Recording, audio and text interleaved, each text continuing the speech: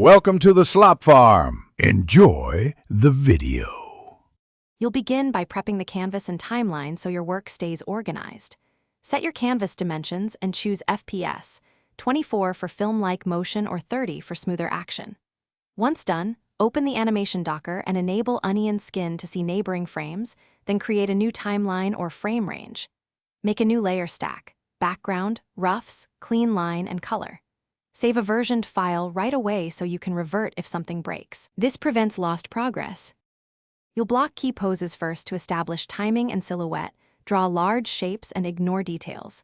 Once keyframes feel right, use the timeline to duplicate frames and insert breakdowns or holds, adjusting exposure/length to tune pacing. After blocking, add in between frames, start rough, then refine. Make separate layers for line cleanup and colors so you can toggle visibility and test motion.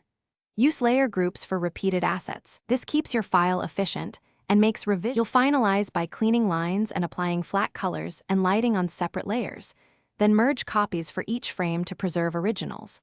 Once frames look consistent, export an image sequence, PNG, rather than a single video to avoid compression issues.